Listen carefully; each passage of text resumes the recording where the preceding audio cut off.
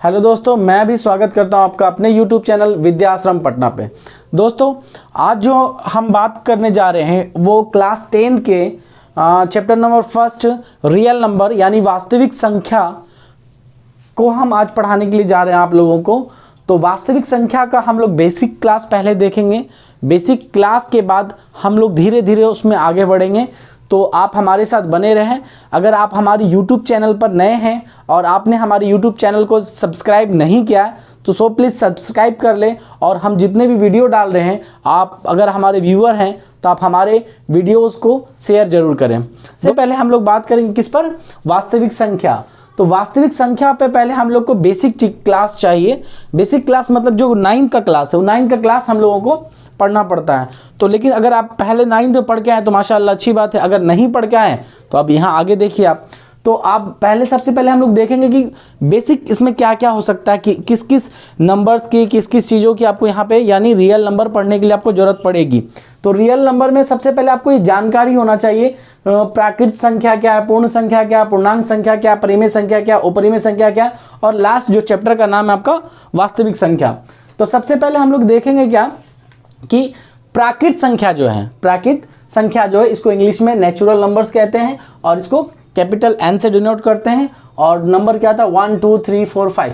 यानी अब इस डिफिनेशन क्या बोल सकते हैं हम लोग? डिफिनेशन ये बोल जिससे गिनती किया जा सकता है, जिससे वस्तुओं का गिनती किया जा सकता है, उसे क्या कहते हैं हम लोग? प्राकृत संख्या कहते हैं। जैसे अब मेरे हाथ में कितना मार्कर है? 2 मार्कर है। तो अब ये कौन सी संख्या होगी? प्राकृत संख्या हो गई। अब कुछ और रहता, 4 या 5 और रहता तो वो भी क्या हो जाता? प्राकृत संख्या था। यानी कुछ भी रहता तो नंबर यानी जहाँ से हम लोग गिनती स्टार्ट करते हैं 1 2 3 4 5 6, 0 से तो स्टार्ट नहीं करते, 0 1 2 तो करते ही नहीं हम लोग। क्या करते हैं? 1 2 3 4 5 6 7 8 9 10 जो भी जहाँ तक जाते हैं हम लोग। तो प्राकृत संख्या कैसे कहते हैं? जिससे वस्तुओं की गिनती की जा सकती है, उसे क्या कहते हैं हम लोग? प्राकृत संख्या उसे हम लोग प्राकृत संख्या कहते हैं। अब नंबर 2 में ये देखो तुम, सबसे पहले क्या? पूर्ण संख्या यानी होल नंबर, W से सूचित करते हैं इसको। अब सपोज मान ले कि ये देखिए कि अब मेरे पास 2 मार्कर था तो आप क्या बता दिए कि 2 है तो 2 किस में आ गया? मेरा प्राकृत संख्या में। अब मेरे हाथ में कुछ नहीं है तो कितना मार्कर है? 0 मार्कर है। अब उसी को प्राकृत संख्या में केवल और क्या जोड़ दिए हम लोग? 0 जोड़ दिए तो कौन सी संख्या हो गई? पूर्ण संख्या हो गई यानी होल नंबर हो गई। नंबर तीसरा, अब तीसरा में हम लोग, अब ये तीसरा में आप ये देखिए कि तीसरा में यहां तक ये मेरा प्राकृत संख्या हो गया, 0 ऐड किया तो मेरा पूर्ण संख्या हो गया।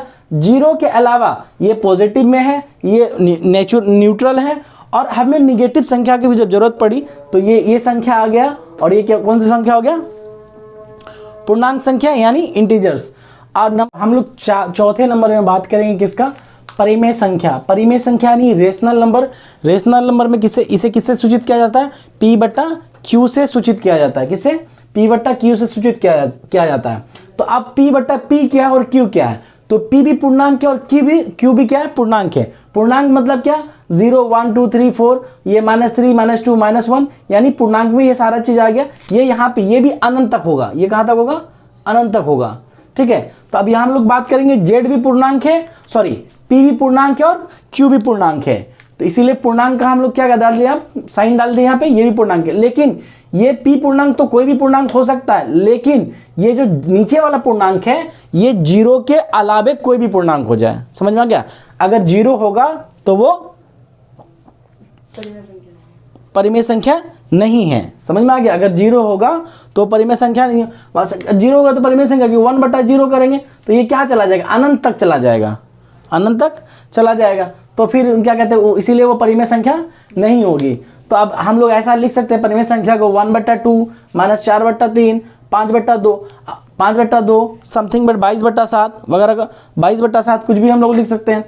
अपरिमेय संख्या को जैसे √2 √3 √5 हो गया, √2 √3 √5। तो अब यहाँ पे क्या आ सकते हैं? जो संख्या परिमेय संख्या नहीं होगी वो कौन सी संख्या होगी? अपरिमेय संख्या होगी। जो परिमेय संख्या नहीं होगी वो कौन सी संख्या होगी? अपरिमेय संख्या होगी। अब क्लियर हो गया? वो क्या होगी? अपरिमेय संख्या होगी। जैसे √2 √3 √5 √7 √11 जो भी तुमको जहां तक जाना है चले जाओ। अब ये जितना भी संख्या आप पढ़ लिए तो इसको एक लाइन में याद करना कि भैया पहले एकदम नंबर सिस्टम से याद करेंगे, natural number, whole number, integer, rational, irrational और रियल नंबर्स। ये पांचों का जो समूह है ना, ये पांचों नंबर का, ये टोटल और टोटल नंबर का जो समूह है, ये ही क्या पूरा का पूरा क्या कहलाता है, वास्तविक संख्या। वास्तविक संख्या में सब आ जाएगा, नेचुरल भी आ जाएगा, होल भी आएगा, इंटीजर्स भी आएगा, रेशनल भी आएगा, इरेशनल भी आएगा। यानी वास्तविक संख्या में सारे के सारे ये नंबर आ जाते हैं, पांचों के पांचों नंबर आ जाते हैं।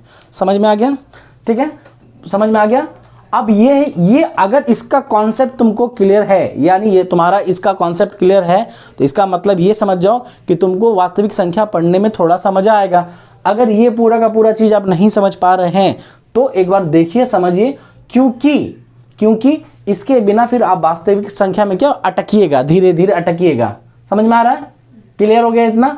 वास्तविक संख्या क्या, एक बार फिर से दोबारा देख लीजिए। नेचुरल नंबर 1 2 3 4, पूर्ण संख्या क्या हो जाएगा मेरा, प्राकृतिक संख्या में केवल और केवल क्या पुट कर देंगे, 0 पुट कर देंगे। पूर्ण इंटीजर्स क्या होगा इसके, यानी पूर्ण संख्या में, कौन सी संख्या में, पूर्ण संख्या में माइनस वाला लगा देंगे, ये भी इधर अनंत तक जाएगा और वो भी उधर अनंत तक जाएगा। परिमेय संख्या जिसे p/q के रूप में लिख सकते हैं, जहां q नॉट इक्वल टू 0, यहां पे बता दिया गया आपको, एग्जांपल हो गया। अपरिमेय संख्या, जो परिमेय संख्या नहीं होगी वो कौन सी संख्या होगी, अपरिमेय संख्या होगी। कौन सी संख्या होगी, अपरिमेय संख्या होगी। और जैसे एग्जांपल में √2 √3 √5 वास्तविक संख्या